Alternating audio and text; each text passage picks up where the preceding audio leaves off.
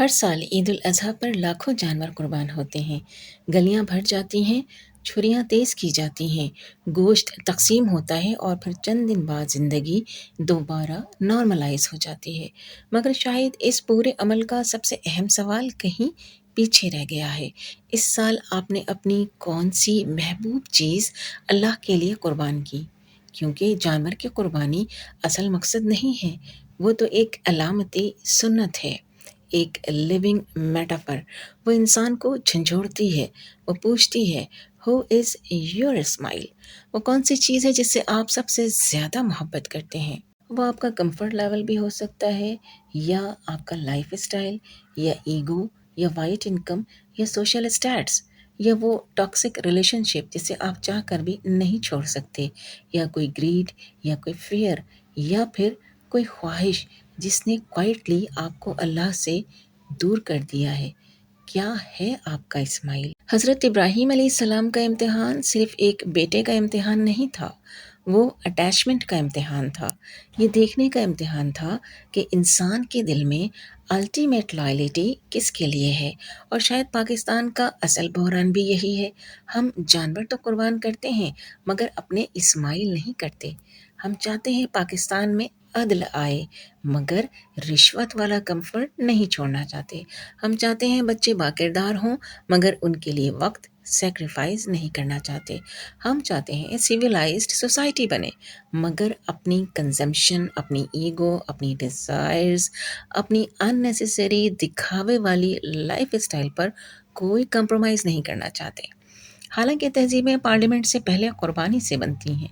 Civilised society का आगाज़ speeches से नहीं, सेल्फ अकाउंटेबिलिटी से होता है। सपोज दैट एक माँ अपनी बैंक की नौकरी छोड़ देती है। ये डिसीजन बाहर से शायद बहुत छोटा लगे, मगर हकीकत में ये एक पूरा साइकोलॉजिकल जिहाद है, क्योंकि वो सिर्फ सैलरी नहीं छोड़ रही, वो अपनी ब्रांडेड लाइफ स्टाइल, अपनी मंथली शॉपिंग फ्रीडम, अपनी सोशल रिकग्निशन, अपनी फाइनेंशियल सुपीरियॉरिटी फीलिंग्स और बाज़ औक़ात अपनी ईगो तक कुर्बान कर रही होती है। मॉडर्न वर्ल्ड ने औरत और मर्द दोनों को ये कन्विंस कर दिया है कि इंसान की वर्थ उसके पे चेक से मैयर होती है।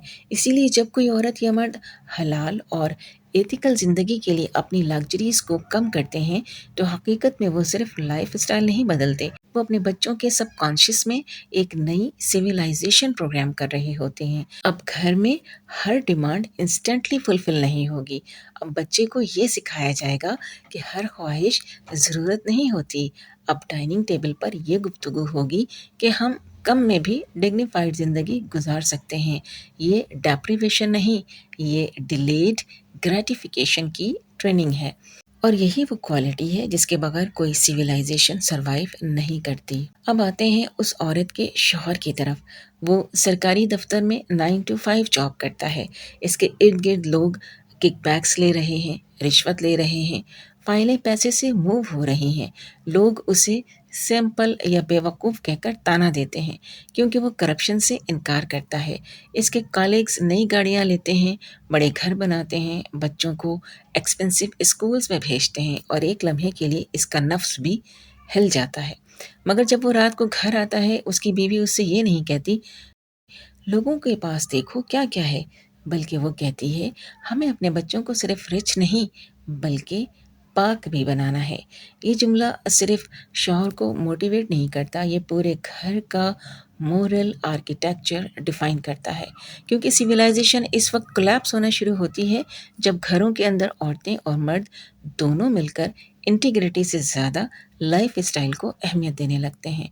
और फिर यही वालिदैन अपने 12 साला बच्चे को सिर्फ निसाबी एजुकेशन नहीं देते, बल्कि रियल वर्ल्ड सिविलाइजेशन की ट्रेनिंग देते हैं। गर्मियों की छुट्टियों में वो 1 माह के लिए घर का बजट उसके हवाले करते हैं। अब बच्चा मार्केट हो जाता है, प्राइस कंपेयर करता है, नेगोशिएशन करता है, ज़रूरत और ख्वाहिश में फ़र्क सीखता है। इलेक्ट्रिसिटी बिल को सिर्फ पेपर नहीं, बल्कि रिस्पॉन्सिबिलिटी समझता है। एक दिन वो बजट ख़राब कर देता है, मगर उसके वालिदैन उसे इंसल्ट नहीं करते, वो उसे समझाते हैं, قومیں صرف اس لیے تباہ نہیں ہوئیں کہ ان کے پاس ریسورسز کم ہوتے ہیں، بلکہ وہ اس لیے تباہ ہوتی ہیں کیونکہ وہ ڈیزائرز کو ڈسپلن نہیں کر پاتی۔ یہ صرف بجٹنگ نہیں، یہ سویلائزیشن سائیکالوجی ہے۔ پھر ایک دن یہی بچہ اپنی سائیکل اپنے ایک غریب دوست کو دے دیتا ہے اور یہاں سے اصل امتحان شروع ہوتا ہے۔ اگر والدین فوری نئی سائیکل لے دیں تو بچہ یہ سیکھے گا ہر سیکریفائس کا انسٹنٹ ریوارڈ ملتا ہے، مگر اگر والدین وزڈم کے ساتھ اسے اپریشیٹ کریں اور ساتھ ہی پیشنس سکھائیں تو بچہ ایک بہت گہرا لیسن سیکھتا ہے۔ اصل خوشی پوزیشن میں نہیں، کنٹریبیوشن میں ہے۔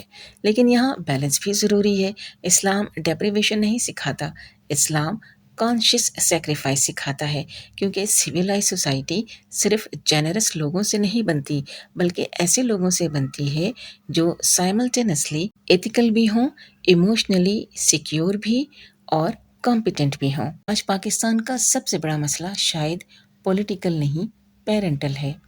ہم نے پیرنٹنگ کو آؤٹ سورس کر دیا ہے۔ ہم سمجھتے ہیں اسکول کیریکٹر بنا دے گا، یوٹیوب ویلیوز سکھا دے گا، سوسائٹی پرسنالٹی ڈیولپ کر دے گی، حالانکہ ہسٹری اس کے برعکس کہتی ہے۔ ہر عظیم سویلائزیشن کی بنیاد گھروں میں رکھی گئی تھی، اور شاید اسی لیے پاکستان میں سویلائز سوسائٹی کی شروعات پارلیمنٹ سے نہیں، پیرنٹنگ سے ہوگی۔ اس عید الاضحیٰ شاید سب سے اہم سوال یہ نہیں کہ آپ نے کتنے جانور قربان کیے، بلکہ یہ ہے کہ آپ نے اپنے اندر کے کس اسماعیل کو پہچانا اور اس میں سے کون سی چیز اللہ کے لیے قربان کی۔ اگر اس سال ایسا نہیں کر پائے ہیں تو کیا کم از کم آپ نے اپنے اسماعیل کو اس سال پہچان لیا ہے؟ کیا نیکسٹ ایئر اسے قربان کرنے کے لیے کوئی روڈ میپ بنایا ہے؟ سوچئے، کیونکہ جانور کی قربانی چند دن میں ختم ہو جاتی ہے، مگر نفس کی قربانی نسلیں بدل دیتی ہے۔